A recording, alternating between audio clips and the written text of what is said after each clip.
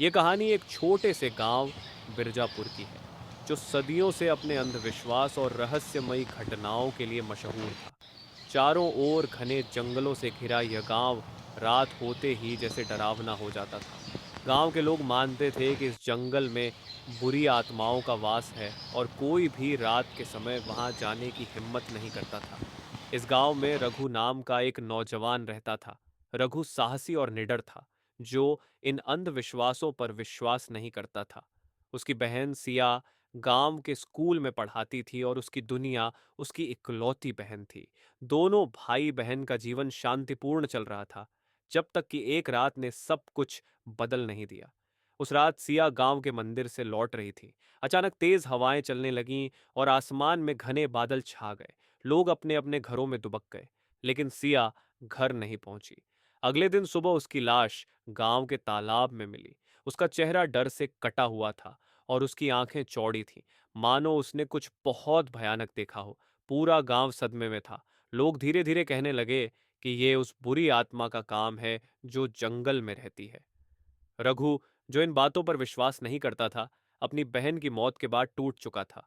उसने ठान लिया कि वह सिया की मौत का बदला लेगा और पता लगाएगा कि उसके साथ वास्तव में क्या हुआ।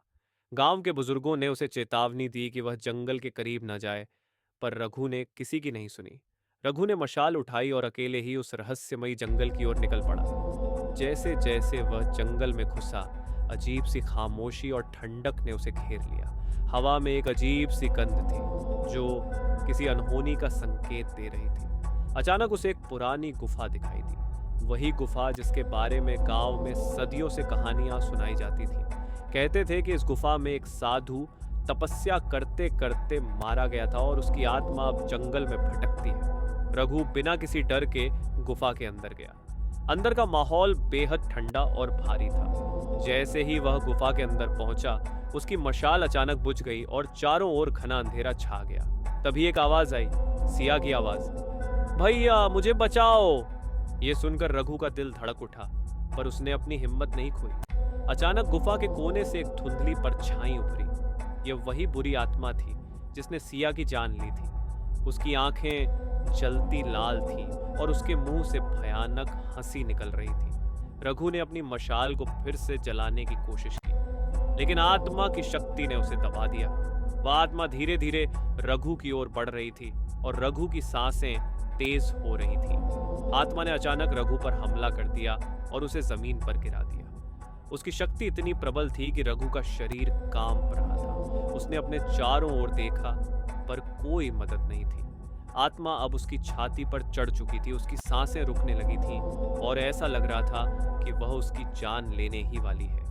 रघु की आंखों के सामने उसकी बहन सिया का चेहरा बार बार आ रहा था। उसी क्षण उसे एक बूढ़े साधु की बात याद आई, जो उसे एक बार गांव के मेले में मिला था। साधु ने उसे एक मंत्र सिखाया था जो आत्माओं से लड़ने के लिए था। रघु ने उस मंत्र को जोर से बोलना शुरू किया। आत्मा ने रघु को और जोर से दबाना शुरू किया। उसकी आंखें और तेज लाल होने लगीं, लेकिन रघु ने मंत्र का उच्चारण और जोर से किया। गुफा की दीवारें हिलने लगीं और आत्मा की हंसी भयानक चीखों में बदल गई। रघु ने अपनी आखिरी ताकत लगाकर आत्मा को पीछे धकेला। आत्मा अब कमजोर पड़ चुकी थी, पर वह अभी भी पूरी तरह से हार मानने को तैयार नहीं थी। तभी अचानक गुफा के प्रवेश द्वार पर वही बूढ़ा साधु प्रकट हुआ। उसने अपने हाथ में एक पुराना धागा पकड़ा हुआ था, जिसमें मंत्रों की शक्ति थी। साधु ने आत्मा की ओर वह धागा फेंका और कहा, यह श्राप अब खत्म होने का समय आ गया है। धागा आत्मा पर गिरा और वह चीखते हुए धुएं में बदल गई। रघु के सामने वह आत्मा धीरे धीरे गायब हो गई। साधु ने कहा, तूने अपनी बहन की आत्मा को मुक्त कर दिया है। अब यह गांव हमेशा के लिए सुरक्षित है। रघु ने साधु को धन्यवाद दिया और गुफा से बाहर निकला। जब वह गांव लौटा, तो उसने गांव वालों को सब कुछ बताया। गांव के लोग उसकी बहादुरी की सराहना करने लगे। सिया की आत्मा को मुक्ति मिल चुकी थी और उस दिन के बाद से बिरजापुर में कभी भी कोई आत्मा या श्राप की बात नहीं उठी। रघु ने अपनी बहन का बदला लिया था और गांव हमेशा के लिए शांत हो गया था। लेकिन गांव वाले आज भी उस बहादुर युवक रघु की कहानी सुनाते हैं, जिसने अपनी बहन की आत्मा को मुक्ति दिलाने के लिए मौत से भी लड़ाई लड़ी।